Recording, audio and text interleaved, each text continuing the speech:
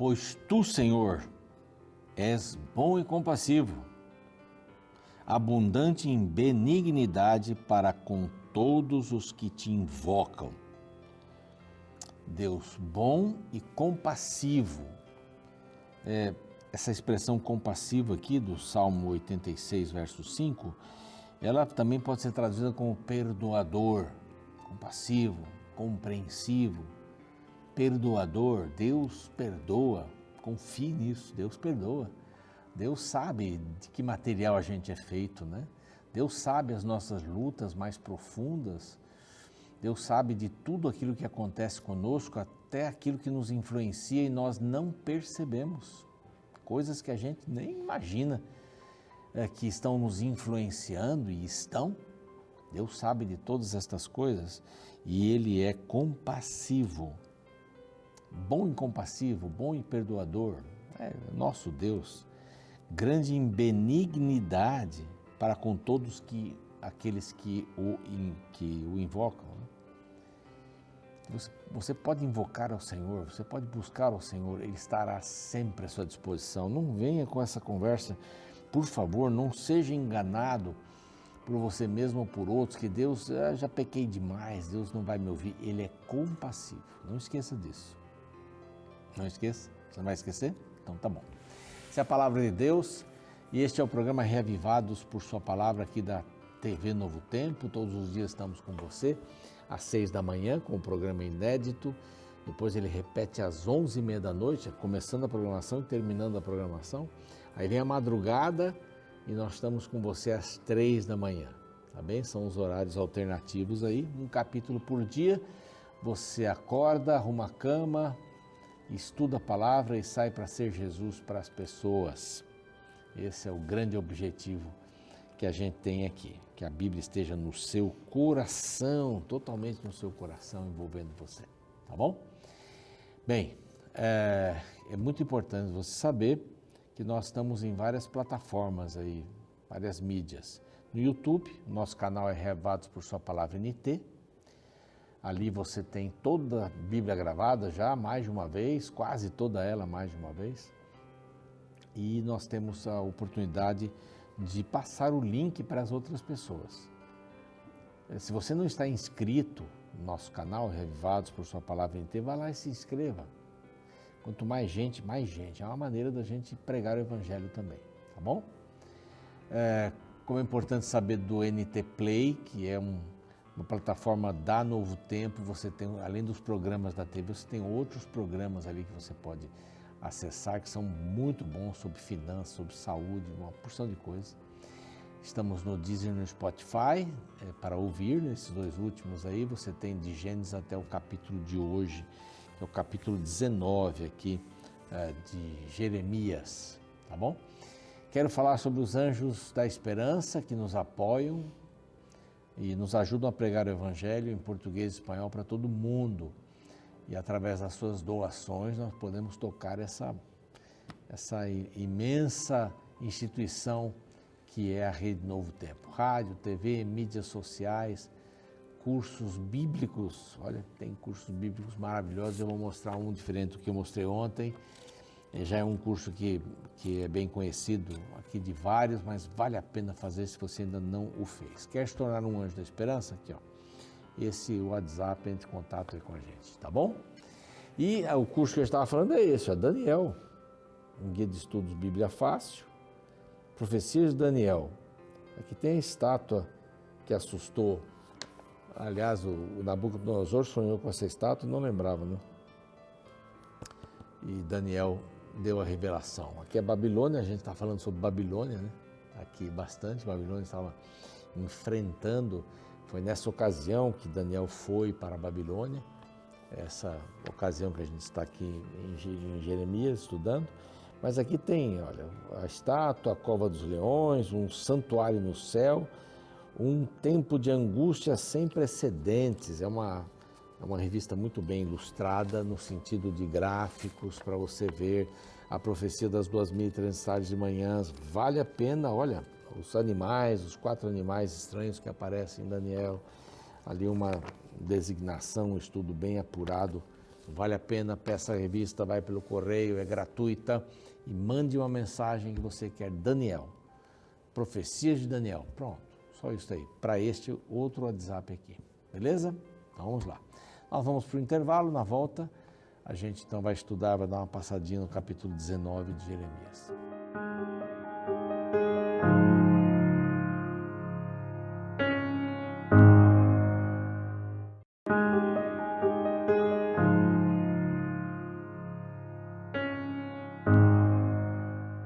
Muito bem, estamos de volta com o programa Reavivados por Sua Palavra, com o seu programa, não é?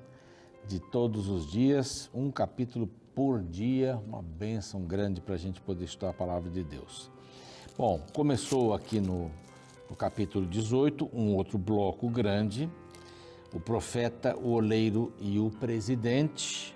Nós já vimos aqui a casa do oleiro, né? Aquele que fazia o barro, aqui está no processo do barro ainda, né? Ou da argila.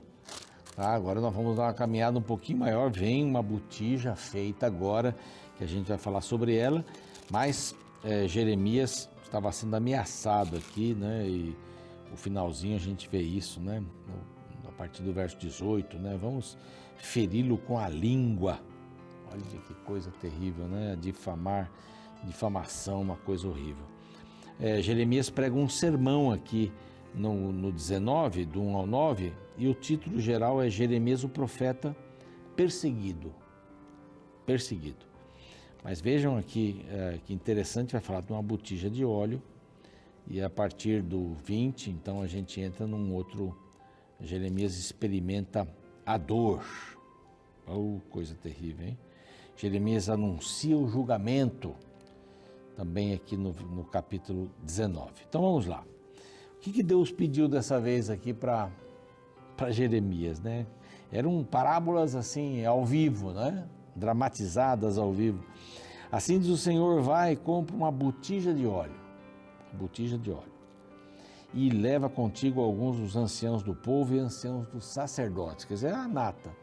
Quando você ia firmar um contrato da compra de um terreno, de uma casa, um negócio, casamento, você fazia isso primeiramente com os anciãos, na presença de anciãos da cidade. Era o cartório da época. Você fazia na presença deles, eles eram as testemunhas confiáveis. O cartório é um local de crédito público, não é?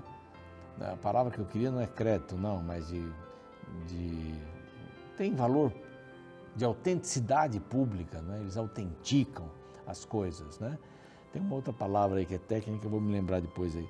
Mas é bem interessante isso, né? Você vai no cartório, vender uma coisa, assinou, carimbou, está lá, registrou, tem validade isso.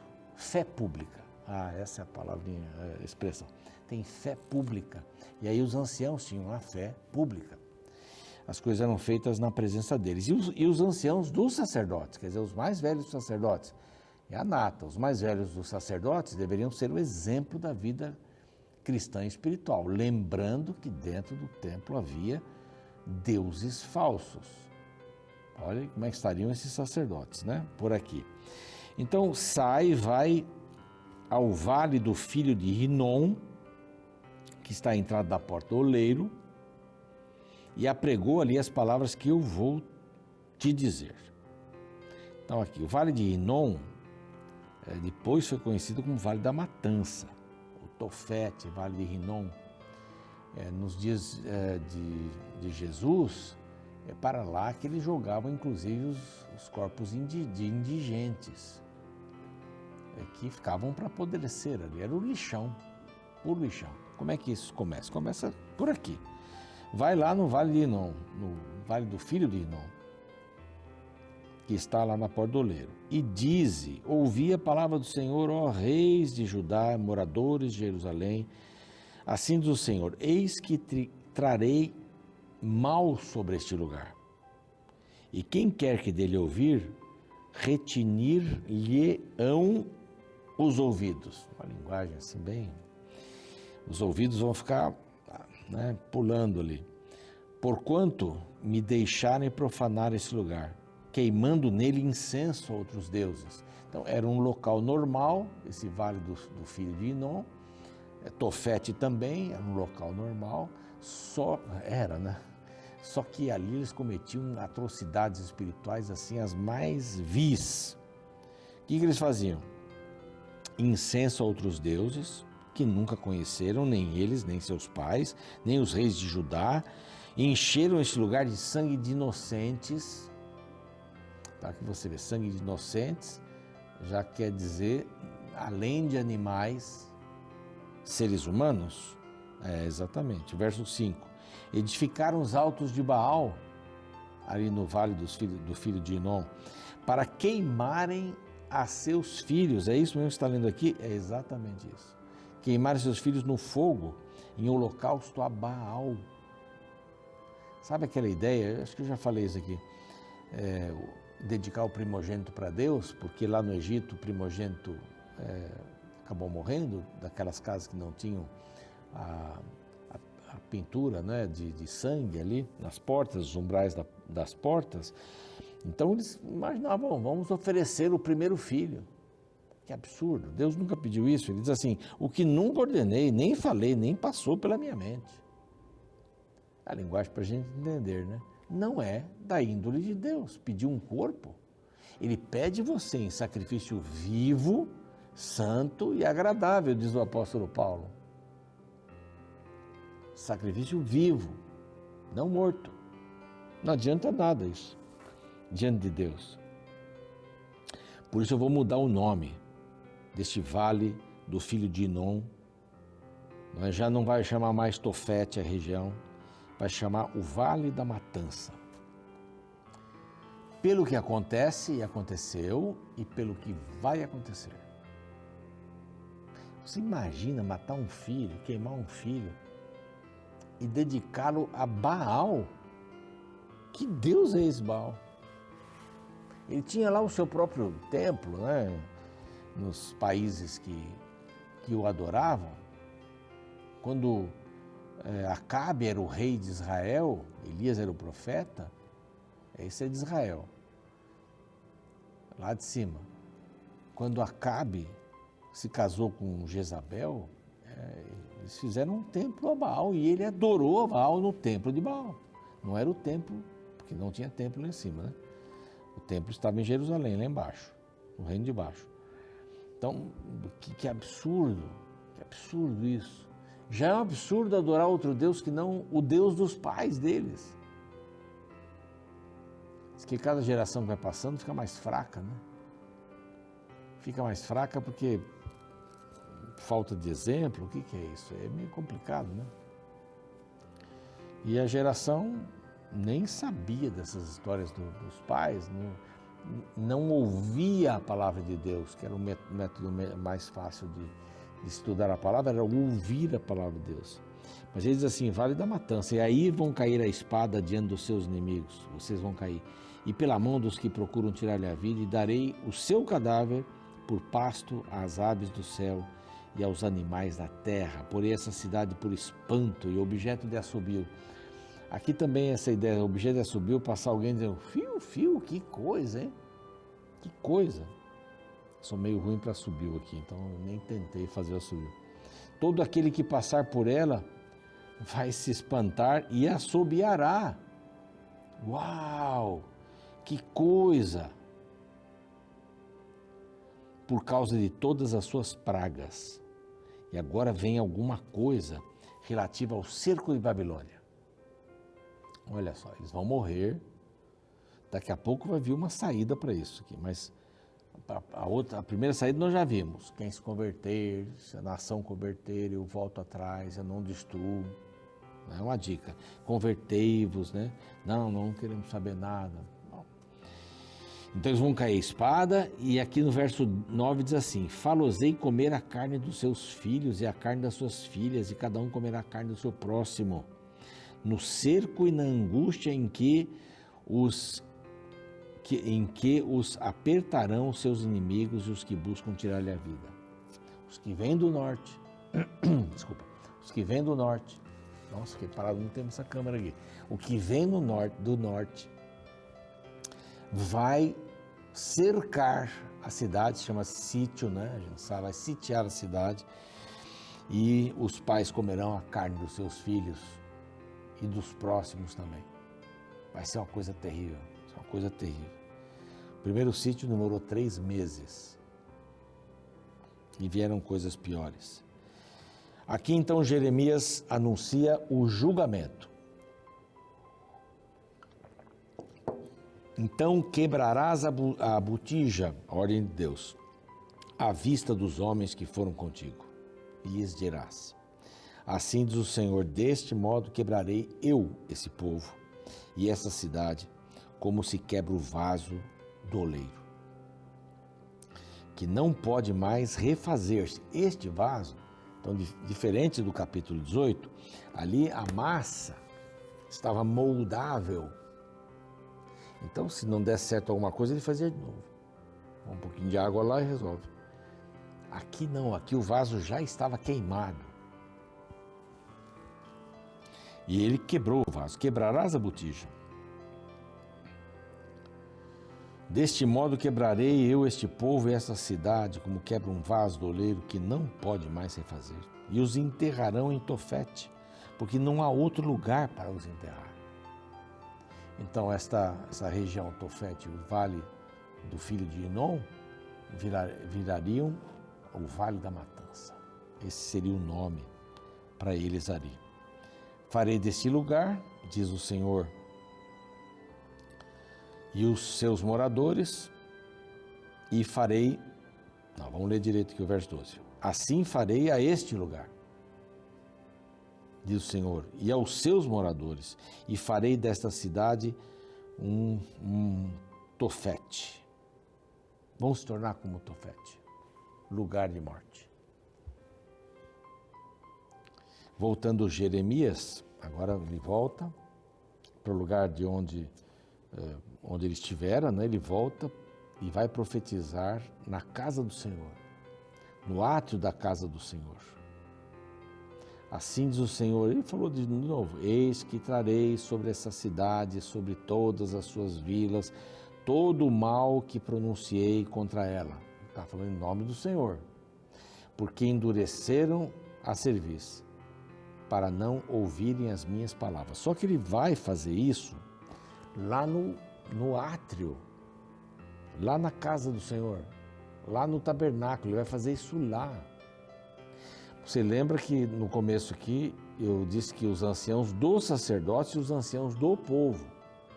Então tinha sacerdotes ali, havia sacerdotes, deviam ser homens respeitadíssimos. Só que quando ele sai dali, que era o vale do filho de Inom, tá? Ele sai dali para dizer: ó, isso aqui vai virar um vale da matança. Vocês matam seus filhos aqui, vai virar um vale da matança. Só que aqui ele sai e vai, voltando por Jeremias, de Tofete, para o lugar para profetizar na casa do Senhor, no átrio. Ele fala: olha, vocês vão ser todos destruídos. E agora desencadeia um negócio. Amanhã a gente vai ver isso aí. Aparece um tal de Pazur, que era o presidente da casa do Senhor.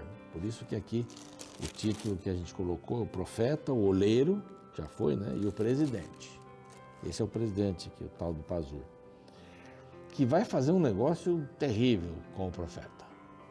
Vai fazer uma coisa maldosa. Por isso que aqui o título do capítulo 19 é o profeta perseguido. Só que um pedaço aqui do 20 vai estar falando sobre essa perseguição, e só no verso 7 que vai mudar de assunto aqui.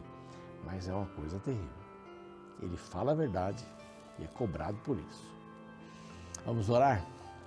Pai amado, estamos terminando mais um capítulo aqui, algumas considerações, lemos um bocado de versos aqui para nos situarmos no contexto, mas a grande verdade pode ser que nós estejamos sacrificando nossos filhos para Baal.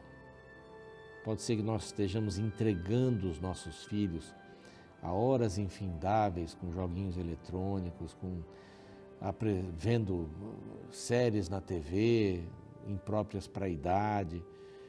Nós podemos estar entregando nossos filhos, Pai, e não queremos entregá-los, nós queremos ser responsáveis por eles, para levá-los até os Teus pés, Nós também não queremos adorar outros deuses a não ser o Senhor. O dinheiro, o prazer, nada disso. Nós queremos colocar-te em primeiro lugar na vida. Então ajuda-nos a fazermos isso. Olharmos para a Tua Palavra, nos espelharmos na história, no exemplo de Cristo e vivermos a vida cristã da melhor maneira por Cristo. Amém. O programa segue, você já sabe. Eu fico por aqui, amanhã é o capítulo 20 aqui. Vamos saber quem é esse Pazor. Até mais.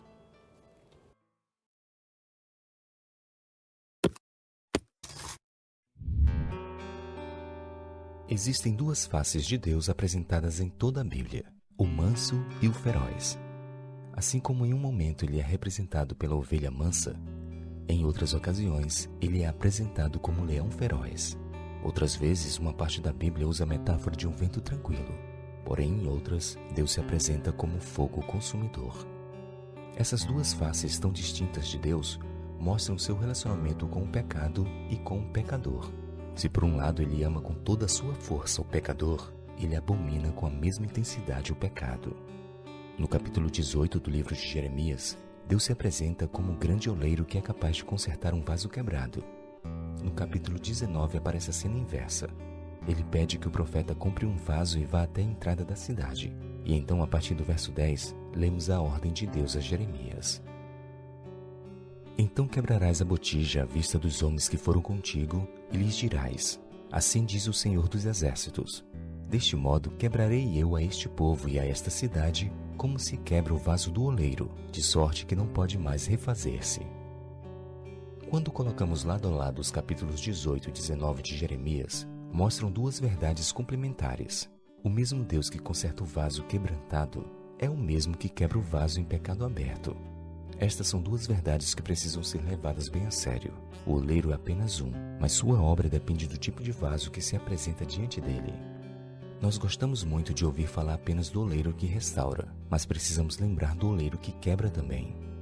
A mão de Deus que resgata o arrependido é a mesma que pune os ímpios. Ou seja, tão grande quanto o seu amor é sua justiça. A graça sempre é seguida pelo juízo. O julgamento também tem sentença. Diante dessas verdades, deixa-me concluir com um pensamento que não é muito popular nos púlpitos de hoje, mas é uma verdade muito clara na Bíblia. O amor de Deus é infinito, mas a sua graça não. Para cada ser humano existe um tempo de oportunidade, mas um dia ela acaba. Se você me permite te dar um conselho hoje, eu te recomendaria não brincar com as oportunidades que se apresentam em sua vida. Afinal, nunca sabemos quanto tempo ainda temos no grande relógio da graça divina.